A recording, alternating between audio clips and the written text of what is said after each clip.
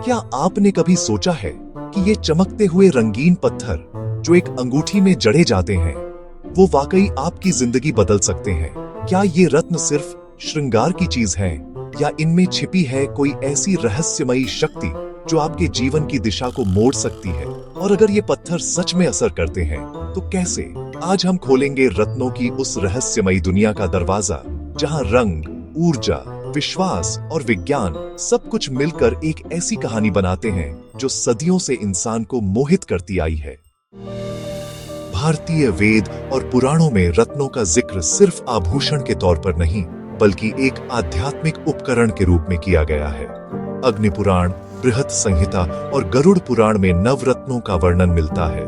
माणिक, मोती, पन्ना, मूंगा, पुखराज, हीरा, नीलम, गोमेद और लहसुनिया। हर रत्न एक विशेष ग्रह से जुड़ा हुआ माना गया है। कहा गया कि जब ग्रहों की चाल हमारे जीवन में समस्याएं लाती है, तब ये रत्न उनके प्रभाव को शांत करने का कार्य करते हैं। लेकिन अब सवाल ये है, क्या सच में किसी ग्रह की चाल को एक चमकदार पत्थर से रोका जा सकता है? आधुनिक विज्ञान इस पर क्या कहता है? वैज्ञानिक दृष्टिकोण से देखें तो रत्न विशुद्ध खनिज होते हैं, जिनकी क्रिस्टलाइन संरचना उन्हें उनके रंग, ऊर्जा और कंपन देती है। कुछ वैज्ञानिक यह मानते हैं कि हर वस्तु में एक विशेष वाइब्रेशनल फ्रीक्वेंसी होती है, और जब हम किसी रत्न को धारण करते हैं तो वह हमारे शरीर की ऊर्जा तरंगों के साथ तालमेल बिठाता है। इसका प्रभाव सीधा मनोविज्ञान पर पड़ता है।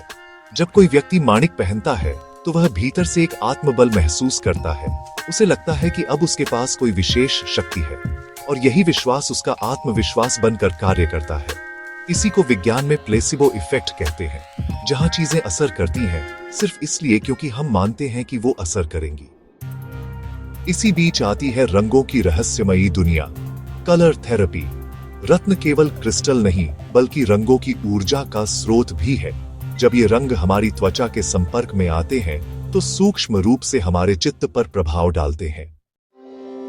मनोविज्ञान कहता है कि रंग सिर्फ आंखों से नहीं, आत्मा से महसूस होते हैं।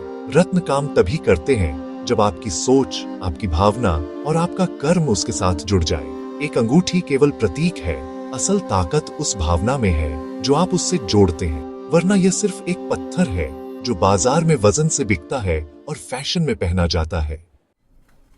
आपको ये जानकर हैरानी होगी कि कई बड़े उद्योगपतियों और राजनेताओं ने अपनी जिंदगी के किसी मोड़ पर रत्नों की ओर रुख किया, लेकिन सिर्फ पहनने से किस्मत नहीं बदली। उनके निरंतर कर्म, फैसले और रणनीतियों ने उन्हें वहां पहुंचाया। रत्न उनके लिए सहयोगी ऊर्जा थे, लेकिन मुख्य किरदार उनका कर्म ही था। रत्न एक दर्पण की तरह है, वो दिखाते हैं जो आप खुद से छिपा रहे होते हैं। जब आप पन्ना पहनते हैं तो आप अपने सोचने और बोलने के तरीके को बेहतर बनाने लगते हैं। जब आप माणिक पहनते हैं तो आप खुद को शक्तिशाली महसूस करने लगते हैं, और यही भावना आपके निर्णयों में झलकने लगती है।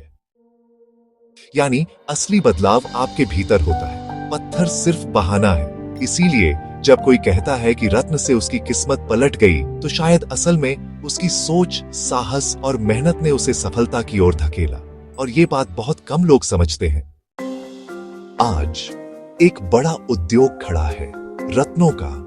करोड़ों का बिजनेस, भारी भरकम विज्ञापन, ग्रहों की शांति के नाम पर लोगों की भावनाओं से खेला जा रहा है।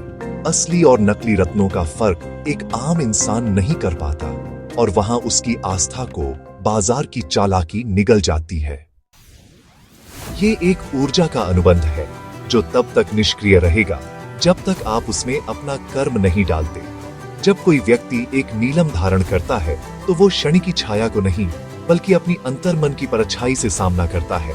और जब कोई पन्ना पहनता है तो बुध ग्रह से पहले उसे अपनी खुद की भाषा, अपनी सोच और अपनी समझ को सुधारना पड़ता है। रत्न दरअसल कोई चाबी नहीं है जो किस्मत का ताला खोल दे। ये तो आईना है जो आपको आपका असली चेहरा दिखाते हैं।